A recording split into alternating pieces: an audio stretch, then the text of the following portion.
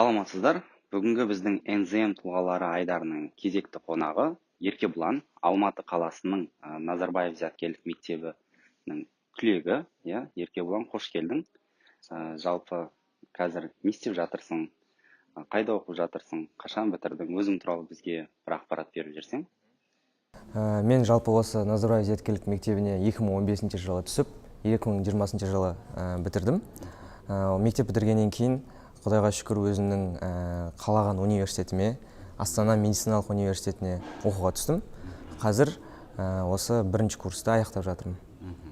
Сен химия-биология бағытындағы мектепті бітірдің, яғни оның бағыты негізі осындай медицина, химия саласына ма, немесе сол мектепті бітірген оқушылар физика бағыты мен IT сферасына да түсуге мүмкіндіктері бар ма? Жалпы химия-биология бағыты болғанымен ол жерде шектеу жоқ. Яғни егер бала IT сферасына барғысы келсе, бізде физика, информатика сабақтары да қатар жүреді. Яғни таңдау өзіңізде. Бала не қалайды, сол бойынша оқисыз. Ондай қатып қалған ешқандай заң жоқ. Астанадағы медицина университетіне түстім дедің. Яғни қандай мамандықты алып жатырсың қазір? Қазір мен жалпы медицина мамандығы бойынша оқып жатырмын. Бұл мамандық бойынша мен 5 жыл оқимын. 5 жылдан кейін бізде медицинада узкая специальность деген бар, яғни әрбір маман өзінің болашақ нақты бір саласын таңдайды. Мысалға мен 5 жыл оқығаннан кейін хирургия саласын таңдасам, тағы да бірнеше 4-5 жыл оқимын деген сөз. 10 жыл оқуға дайынсың ба? 10 жыл, әрине, өйткені медицина дейтін оңай сала емес және ұзақ. Сол себепті осы уақыт аралығында мен өзімнің осы медицина саласын жақсы меңгеремін деген ойдамын. Енді Назарбаев зияткерлік мектебіне түсуің туралы сөйлесейік, экзаменға жалпы дайындық қалай болды? Қайдан естідің? Не үшін түскің келді? Жалпы мен бұл сұраққа кішігірім әңгімеден бастағым келіп отыр. Басында анам осындай Алматыда жаңадан президентский мектеп ашылып жатыр екен деген әңгімелер естігеннен кейін маған ұсыныс тастады. Тапсырып көрейік, бағаңды сынап көрейік дегеннен кейін жан-жақтан мен сол мектеп жайлы ақпарат іздей бастадым. Таныстардан, мұғалімдерден. Бірақ ол адамдар сырттай ғана білетін болғандықтан маған тағы бір құнды информация керек болды. Сол себепті мен өзімнің 2 жас үлкен туысқаным бар.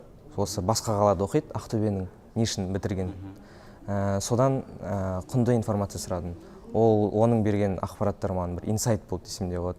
Себебі ең бірінші мені қызықтырған нәрсе, оның сөзі бойынша, ол маған осы Назарбаев зияткерлік мектебін бітіргеннен кейін Қазақстанның кез келген университетіне грант қоюға түсе болады. Және шетелге де түсуге көптеген мүмкіндігі бар деді. Яғни оның ништің деңгейі өте беделді мектеп.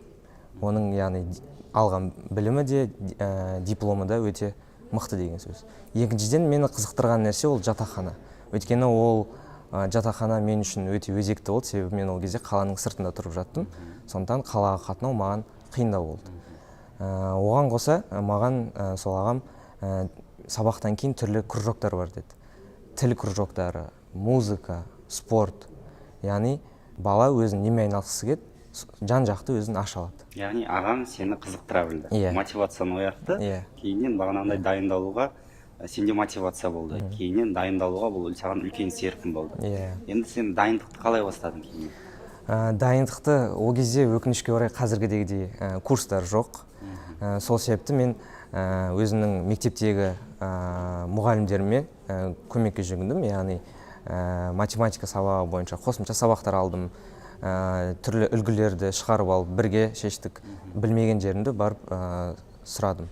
Соның арқасында, сондай бір дайындықтың арқасында мен өзімді емтиханда сенімді сезіндім. Емтиханда саған қызық болған қандай сәттер, мысалы емтиханның ерекшеліктері туралы айтып бере аласың ба? Қандай пәндерден тапсырады? Бізде жалпы мен тапсырған кезде де қазірде ешқандай шарттар өзгермеген. Яғни сол 4 пән, математика және 3 тіл.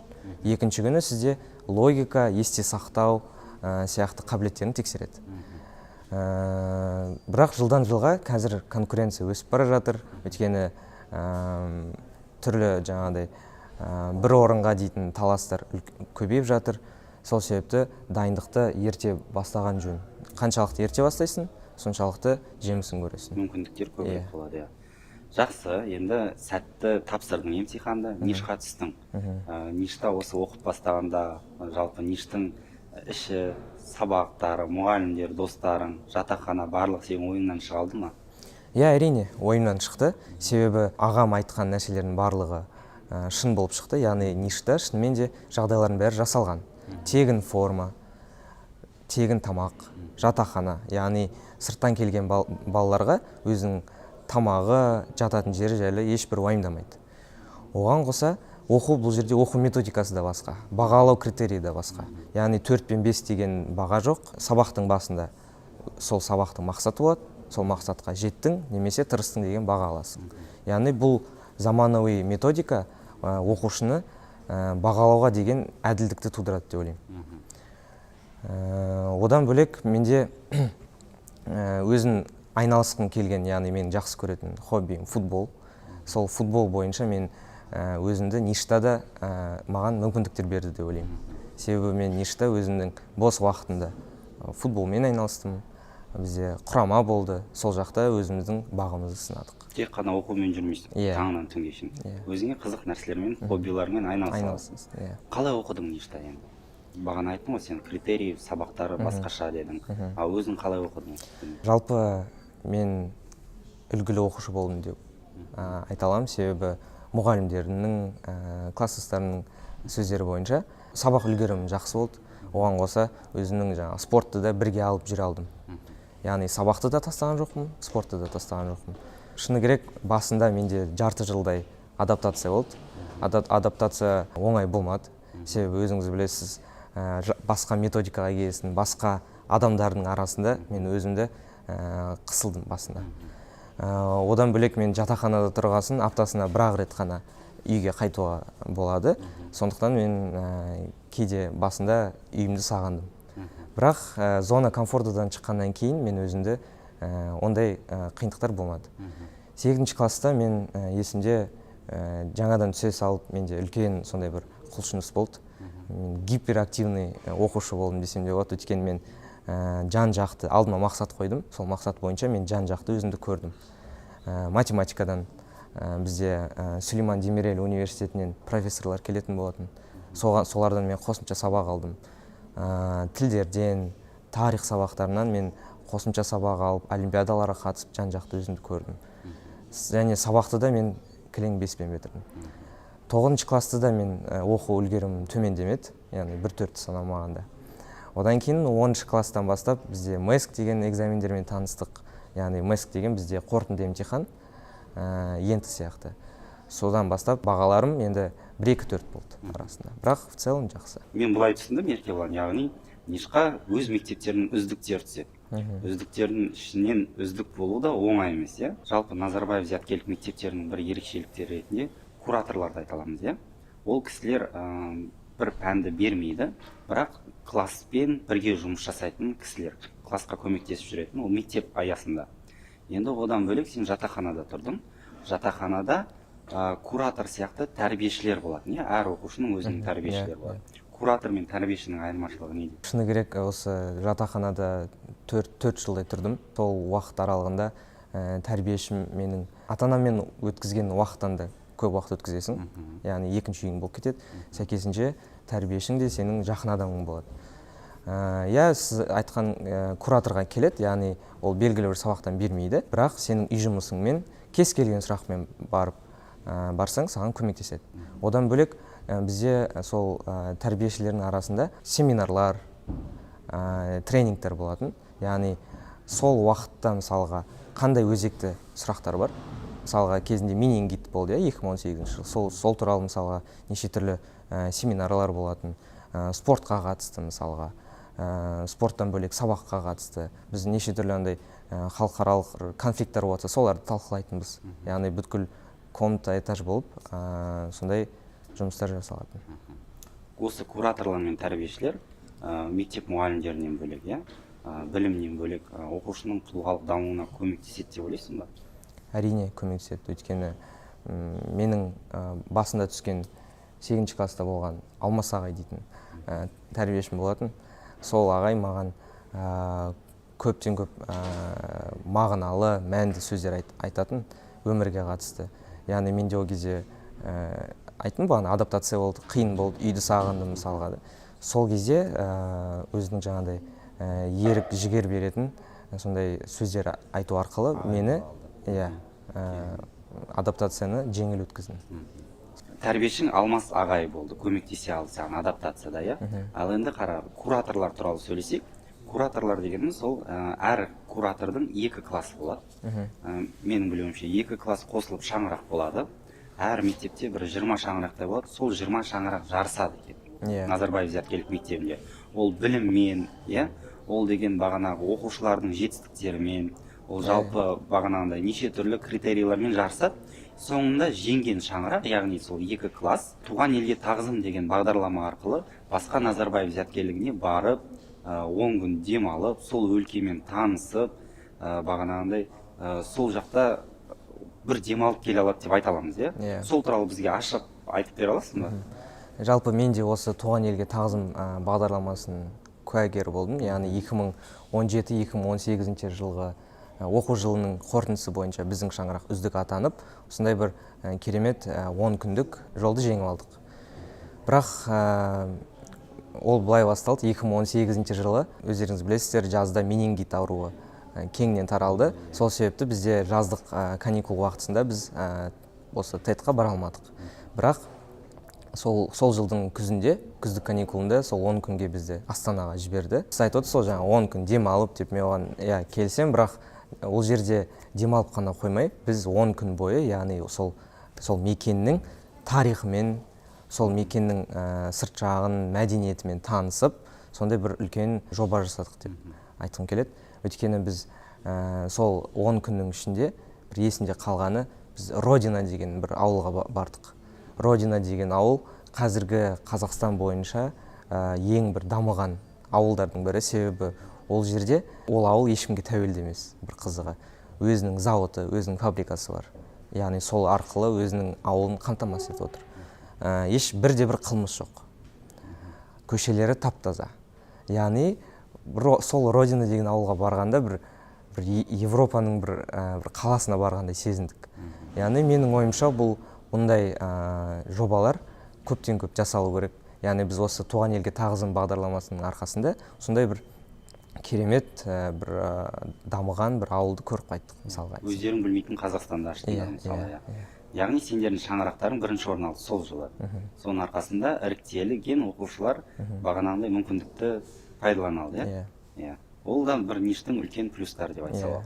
Енді сен үшін, Еркебұлан, Назарбаев зияткерлік мектебінің қандай 3 артықшылығы бар? Жалпы Назарбаев зияткерлік мектебінің беретін, яғни артықшылықтары өте көп. Ең бірінші мен әрдайым айтамын, ол білімнің сапалылығы.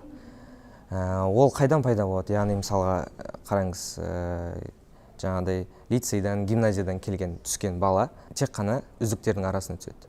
Ол ортада конкуренция пайда болады.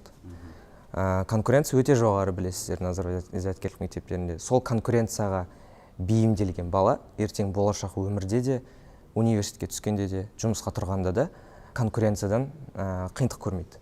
Яғни мен деген тұлға дамытады. Ол үлкен бір артықшылық деп айта аламын.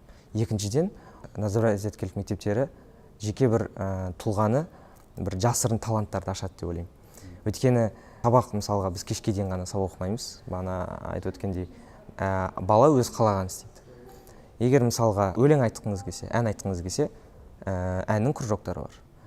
Халық алдында, мысалға, елдің алдында еркін сөйлегіңіз келе ме, оны үйрететін адамдар бар. Спортпен айналысқыңыз келе ме, спортзал, волейбол, футбол, баскетбол кружоктары бар.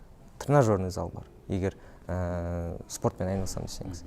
Яғни барлық жағдайлар жасалған. Оған қоса бізде тіпті робототехника кружоктары бар. Яғни роботпен сондай бір немен қызықсаңыз, ол жаққа да барсаңыз болады. Және де оның барлығы тегін. Яғни мысалға басқа мектептің оқушылары сабақтан кейін өзінің кружоктарына мысалға ақшалай төлейді. Курстарға қатысады, жаңағыдай кружоктарға қатысса, бізде барлығы тегін және қолжетімді. Үшіншіден бізде әлеуметтік, яғни жағдайлардың барлығы жасалған.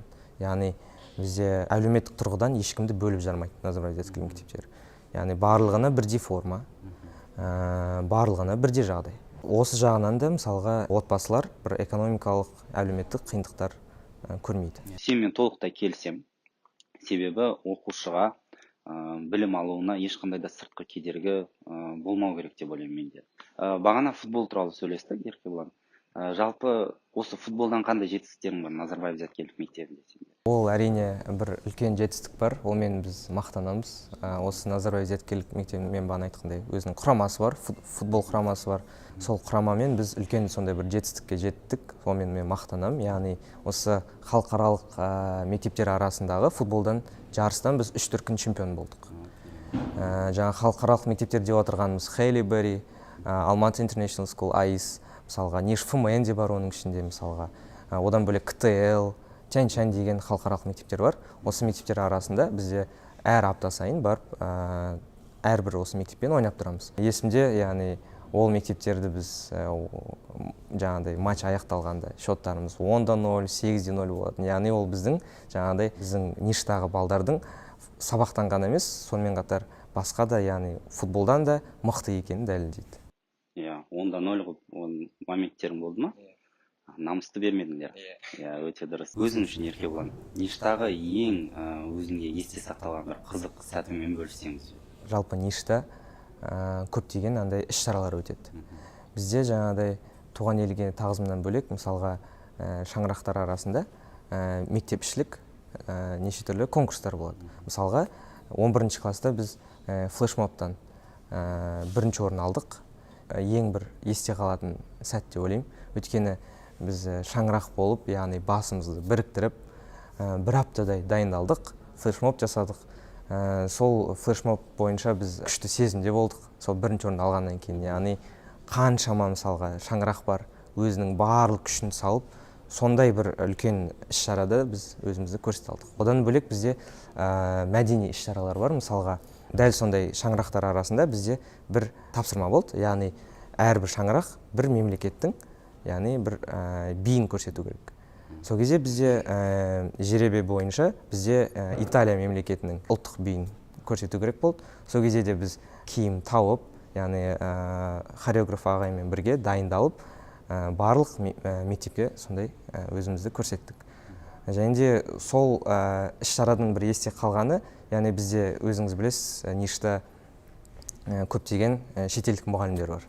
Шетелдік мұғалімдердің сол кездегі реакциясы мен сол кездегі өзінің ой пікірі бізді таңғалдырды. Яғни әрбір мемлекеттен тамсанып, яғни бізде Италияны көрсеттік па, сол жайлы мысалға іс-шара біткеннен кейін мұғалімдер келіп бізге өзінің ой пікірін айтты. Мен шынымен де осындай мысалға Италияның несін көрсете білдіңдер, тамсанды. Яғни ондайды көргеннен кейін өзіңде бір шабыт аласың. Шетелдік мұғалімдер туралы, сөйлесіп кетейік. Шетелдік мұғалімдер қай мемлекеттің мұғалімдері болды, қандай пәндерден берді, қай тілде берді, сол туралы бізге? Жалпы бізде шетелдік мұғалімдердің көбісі тілден береді, яғни ағылшын тілінен береді. Яғни олардың көбісі бізге IELTS халықаралық экзаменіне дайындайтын.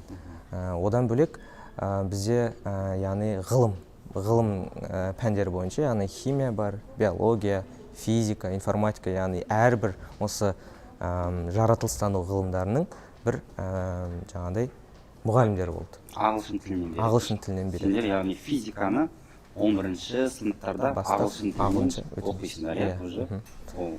Физиканы түсіну бөлек, ағылшынша түсіну мүлдем бөлек шығар. Мысалға бізде система былай болды. Біздің өзімізге беретін, яғни қазақ мұғалім бар, және де ағылшын мұғалім бар. Ол екеуі сабақты бірге өткізеді.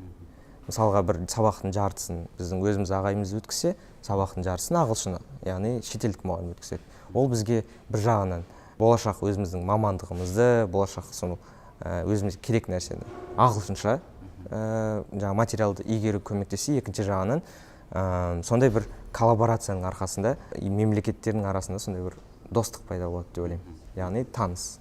Ништың оқушыларға университетке түсуге қандай көмегі тиді? Мектеп бітіргеннен кейін, мысалға 11-ші класстан бастап, қандай универге түсу керек, соның бәрін ойлана бастайсың. Одан кейін, мысалға, кейбіреулер мысалға өзінің жоспары бойынша шетелге түседі. Кейбіреулер Қазақстанда қалғысы келеді. яғни әртүрлі жағдайлар болып жатыр. Ништі бітіргеннен кейін сен қолыңа 3 документ аласың. Ол яғни мектеп бітірді деген аттестат және де біздің халықаралық деңгейдегі экзаменнің қорытынды бағасы, яғни MESC-ның бағасы, одан кейін енді. Бірақ біз енді тапсырмаймыз. Сондай бір ерекшелігіміз бар. Мысалға, егер сен оқушы шетелге түскісі келсе, онда жаңағыдай MESC-тің, яғни жаңағы шетелдік емтиханның бағасымен шетелге тапсыра берсе болады. Егер Қазақстанда қалғысы келсе, білесіздер, бізде барлығы енді арқылы. Сол себепті жаңағыдай сол MESC деген емтиханның бағасын формула бойынша ентінің балын ауыстырады. MESC деген не? MESC деген бізде международный экзамен стандарт Кембриджа деп аударылады. Яғни Кембридждің системасы бойынша сондай халықаралық деңгейдегі сондай емтихан. Яғни ол деген Қазақстандағы университетке де түсуге көмектеседі, шетелдік университеттерге де грантқа түсуге көмектеседі. Сенің балыңа қарай, Қазір көптеген оқушылар Назарбаев зияткерлік мектебіне дайындалып жатыр. Әсіресе 5-6 сыныптың оқушылары. Дайындалып жатқан оқушыларға сенен қандай бір нақты 3 кеңес бере аласың біздің оқушыларға? Ең біріншіден мен айтқым келетіні ол ештеңе, яғни ешқандай жетістік өзінен өзі келмейді. Яғни өзінің алдына мақсат қоя білу керек.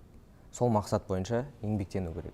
Оның барлығы қайдан пайда болады? Оның барлығы мына тәртіптен пайда болады. Мысалға, қазіргі көп оқушылар бос жатады. Кешке дейін мысалға ойын ойнайды, немесе сериал, немесе кино көреді. Ол уақытын мысалға, яғни бір адам, мысалға 5-6 класстың баласы да жетіліп келе жатқан тұлға ғой. Яғни ол бала түсіну керек, мақсат қоя білу керек. Мен ертең Назарбаев зияткерлік мектебінде оқығым келеді.